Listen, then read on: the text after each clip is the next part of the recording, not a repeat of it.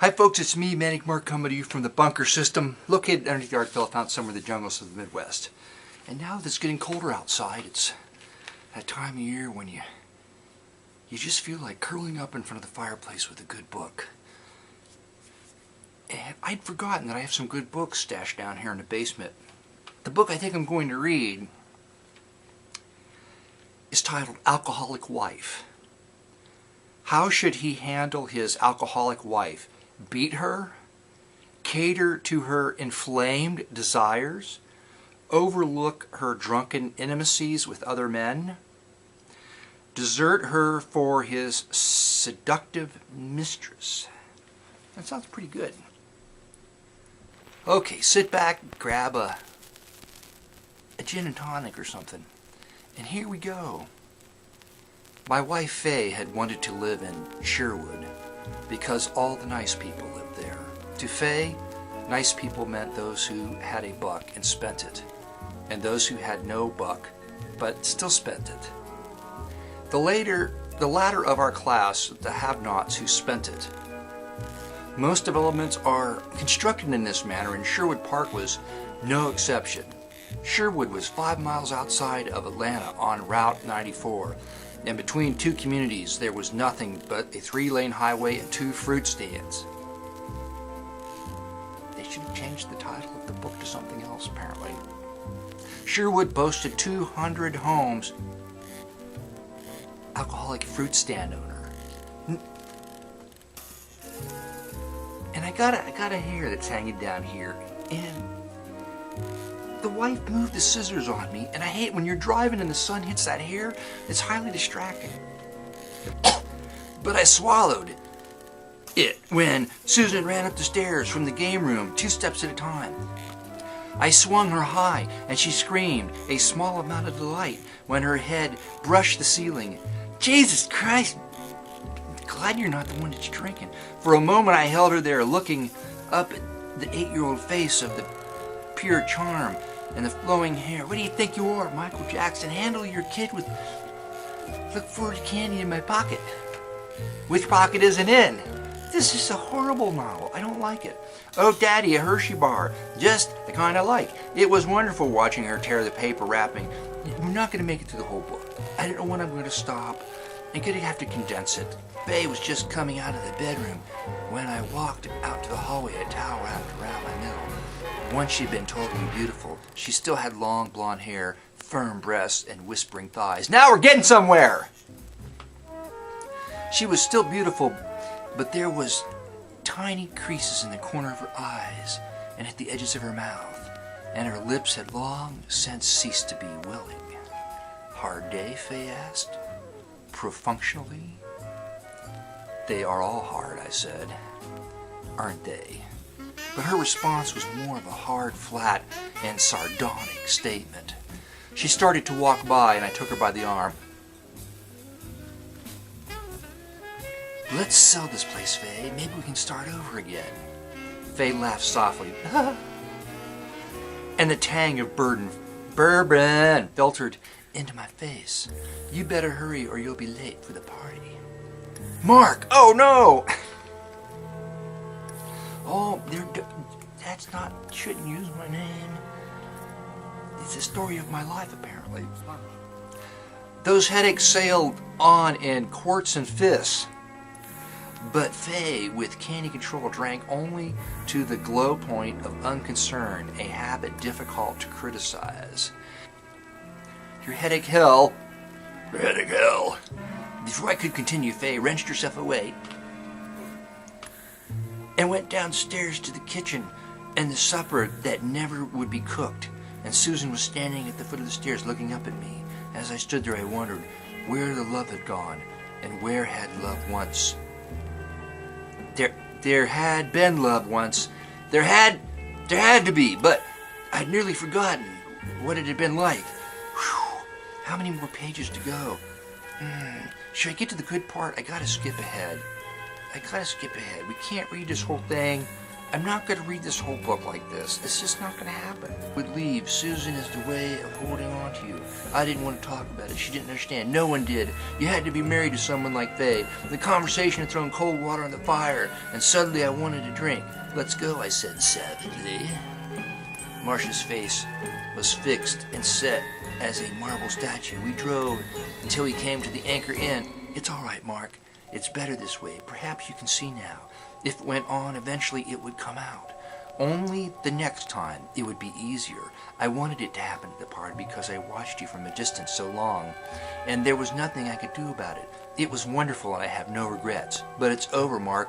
Go back to Faye. Give it another try. You know you would never give up on Susan, and I couldn't go on this way. Oh, man. Well, what about the alcoholic wife part? When did she do something bad, other than just drink to the glow point? It's hard to complain about that. Let's see, didn't it? Am I pregnant? No, but I heard it. Christ, there's nothing to it, of course. That wasn't it. Just the fact that something like that could get started was deadly. I sucked on the cigarette, my brain spinning. Who started it? I said quietly. I don't know. It must be someone who's seen us together. It was that ugly day getting uglier. Kirby, I said. That goddamn Kirby. Not Kirby. I don't think he ever saw us. It has to be. Maybe not him, but because of him, it would suit him fine. I don't think so, Mark. It wouldn't win an election. It wouldn't win it, but it would hurt you, and hurting you is the same as hurting me. Who's this? Marcia. Oh, it's the same girl. This is halfway through the book, and they're just getting to the screaming part?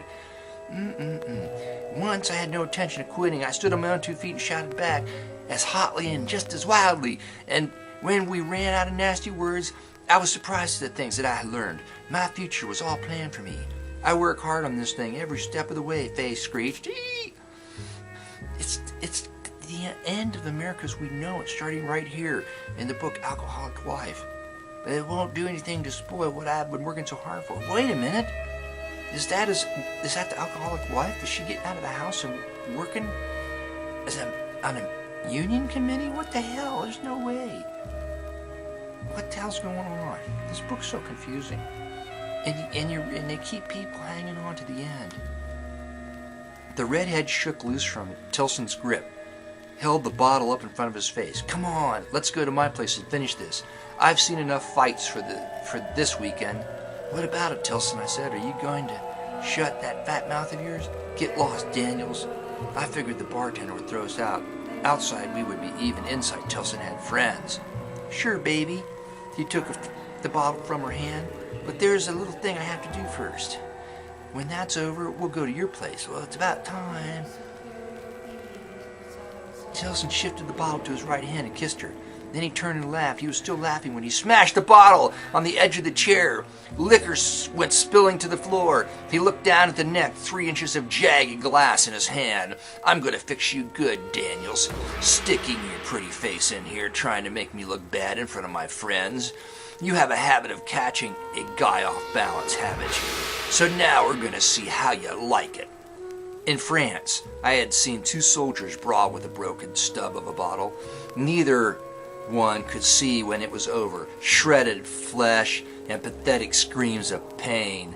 They had both lost. Now, looking at the jagged, sharp edge in his hand, I suddenly realized how a thing like that could get started. My stomach began to protest. I froze. It was the voice of the redhead that broke the spell of strange fascination that webbed me. He gets it. Stay out of my way. God damn you, I won that, and you broke it. You owe me $5.25. Shut up. I won't shut up. He waved the bottle in front of her not-so-pretty face. Do you want it too? That's no way to treat a woman. I'm telling you right now, you're not going to get many dates if you break the lady's bottle of booze that she won in a tavern somehow, and then threaten to disfigure her with the bottle. She's not going to want to go home with you. It was an opening I needed. I lashed out with my foot. It landed between his legs and screamed, "Whoa! Getting cut is not as bad as that part, that thing." Suddenly the broken bottle fell away. What else is going on in here? This is not drunk. What about the alcoholic wife? There's everything but the alcoholic wife in here. She had such a slender, sensitive face, I wanted to hold it in my hands. Then her lips began to tremble. She started to speak, bit off the words. Her breasts heaved. I thought she was going to cry. I walked to her, took her in my arms. I lifted her oval face, held it where it belonged, between my hands. I love you, I whispered. Nothing else matters. Nothing. Oh, Mark, she cried softly. Why did it have to happen? Why must things forever be mixed up so? I silenced her lips with a kiss. I rested my head on her chest. They aren't mixed up any longer, I whispered. I held her tightly and told her of the apartment. I don't want to stand on the edge of the room waiting, longing for someone that will never be, Mark. It would tear me apart. I love you. I guess I always have, but waiting would kill me, Mark. I know. She walked away. She stood by the fireplace. That's why I must go. Each time we meet, it becomes harder for me to let you go. A day will come when we won't be meeting alone. Faye will be standing outside the door with a witness, and it will cost you. I've tried, but I won't any longer. At the party for Jock Winters, Marcia and I had attended, we'd had a lot of drinks, and we tried to forget the old with something new. But now here, this was tender, with a depth that comes only of mutual love. And surely, naturally, the touching of a man and a woman before abandon. Marcia toyed with my hair, and I murmured as I kissed her slender cheek. I kissed her slender neck. Wait, you're kissing her cheek. Did I miss anything? Touching, naturally touch. I murmured and kissed her slender neck. I guess the flames in the fireplace painted the room with magical fingers of light, flickered, and then fell to the girl's breasts. Marcia frowned, not in anger, but almost as if there was going to be too much delight to bear, where we crumpled and wildly bound each other with our arms. But the blinding was only for a moment. We loosened, we strayed, we trembled, and we tensed, and we trembled again. And then we were ruthless. Marcia, as magnificently demanding as I. What the hell? But amorously, we smote each other, hip and thigh, at last, uncontrollably. Oh, Mark, she cried. Mark! I like it when they say my name like that. The glory was stunning. And then marvelously, she grinned impishly at me. I grinned right back. Then we both lay in a deep fulfillment of it. What, that's it? That's just like one sentence worth of smoting. With what? Smoting uncontrollably, never mind. We both laughed in the deep fulfillment of it. A laugh like ha-ha, or ha-ha-ha, or ha-ha. How do you laugh about ha-ha? Later, we lay there quietly watching the lights. This is before TV. Did they have TV? When was this published? I gotta know, if they had TV, they would be getting into trouble like this. They had TV. Why did they just watch TV? The house was dark. Okay, that's it. I'm gonna end it right there. But what happened to his wife? He's the bad person, not the alcoholic wife. Why'd they make her look bad? I gotta go to the back. Everything is yours, I said. Sell it. You should make a few bucks. Susan goes with me. Fight it. And some night I'll put my finger around that stinking lily throat and kill you. She looked at me, and she knew I meant it. I'll want alimony, she said, underlining it. I'll think of something, I replied curtly. I pushed her aside, climbed in the car, twisted a key. Susan's hand came to rest on my knee. I backed the car down the drive. Faye stood rigid while I turned in the street. There was no mistaking the expression on her fixed face. The clod was going. She must have thought, good luck to the clod, you clod.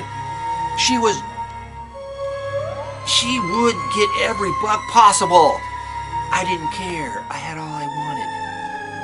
Faye said something. I rolled down the window. There were papers to be signed. Where will you be? She said, as unrelenting as ever. I looked back at her. Heaven, probably. I finished my sentence in hell. But what did Faye do?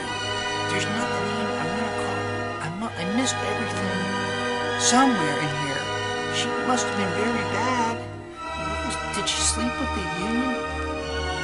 The union guy? Who was the union guy? What was that union thing? Where are we, Mark? Not a divorce, the Susan thing. I don't understand. I don't understand what the deal is for Flame Desires. When did she spend any time with other men in this book? There must have been one thing. Really? If it was just money and the drinking, that would be enough to push you over the edge so you would fall into hell. But the other thing, there's nothing.